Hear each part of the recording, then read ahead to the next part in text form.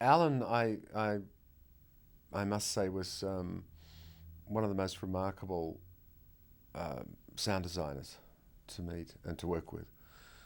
And yes, he had worked with David Lynch. I think that's where his one of his great, um, kind of qualities would be displayed to the rest of the filmmaking community in the world. They worked so well together. And so he came to work for me on Mosquito Coast, was the first picture, because it was Saul Zant's company, and we were cutting in San Francisco, and his name was presented, and I looked at the credits and thought, my gosh, he is one of these great San Francisco sound designers, and I think everybody now knows, it was in San Francisco that, some of the greatest work of, we can now say, the 20th century was done in sound, and inspired people all over the place, designers and directors.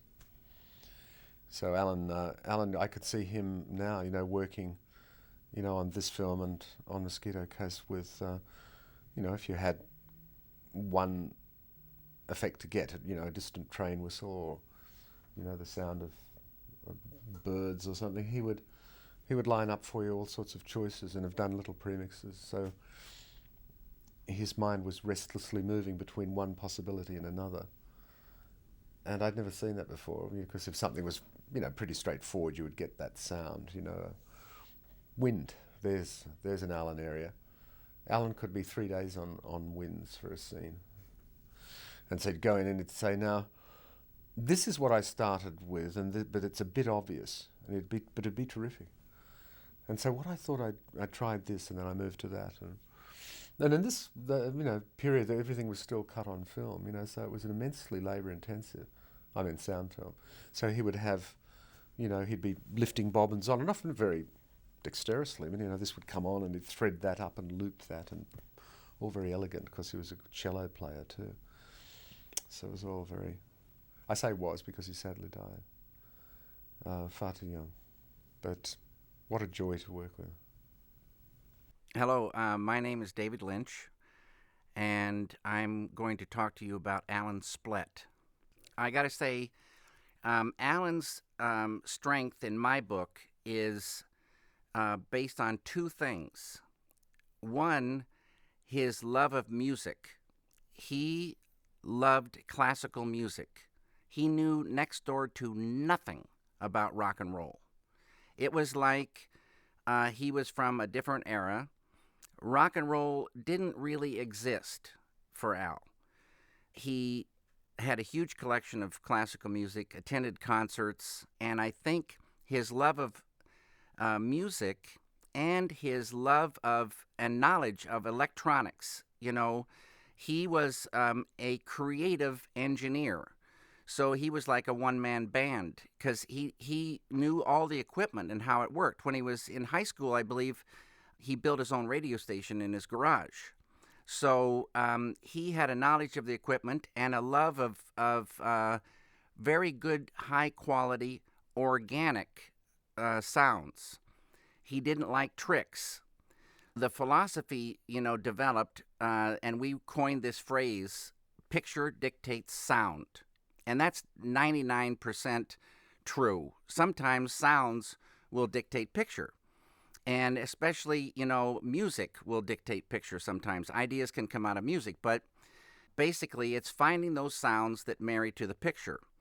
And Alan also tunes in to each project that he works on. But I think left alone, he would prefer natural sounds, organic sounds, at a very high quality, level. And so when Al goes out collecting sounds, you can bet they're going to be technically super high quality, and they're going to capture a deep, truth of each sound. I don't know how he does it. And he finds out what people like, and then goes to work and gets those things and gives them many choices. Sound is at least 50% of the picture. It's sound and picture working along together as this beautiful thing of cinema. And sounds can bridge the gap between sound effects and music. Sounds can be abstract effects. And so they open up a world and give a mood, just like music. So there's hard effects, there's abstract effects, and there's music. The abstract effects are, really where so much of the magic takes place. Al understood this 100%, and we would marching into the world of sound and find those things that supported the picture and magnified it. And the whole idea is the whole is greater than the sum of the parts. When the thing marries to the picture and it's correct, it's magic. Every element of a film is critical, and you have to tune in to what the ideas are for each particular project. Al had a beautiful gift to tune into the world, and everything that he would make from then on after tuning in was supporting that and, magnifying it in a beautiful way so it would marry to the whole. So I'm sure Peter Weir realized this and appreciated, all these things that Al brought to this film. I met Alan in Philadelphia, Pennsylvania in 1969. I'd made a film called The Alphabet, which was 4 minutes long, and I'd worked on the sound with a guy named Bob Collum, who worked at Calvin Dufresne, a small lab that primarily did industrial films. And I had talked to Bob about the fact that I was getting ready to start the sound for the grandmother. And he said, "Okay, Dave, when you're ready, come on over and we'll get to work." I said, "Great, Bob." So the day came, I was all ready to go, and I went over to Calvin Dufresne, climbed up the stairs to the sound department, knocked on the door, and Bob Collum kind of got strange when he saw me. He opened the door, and he got a little bit embarrassed and said, "David, some things have come up, and I won't be able to work with you on this project.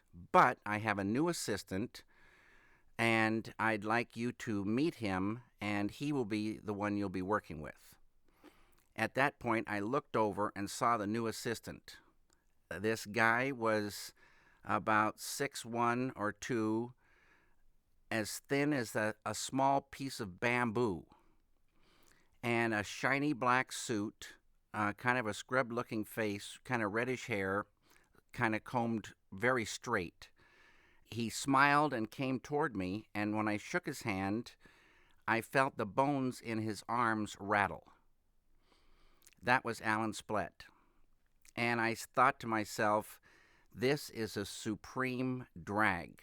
Alan Splet is so straight and so scrubbed and so much from another era, this is going to be a disaster. So I started talking to Alan about the film The Grandmother and what I wanted to do.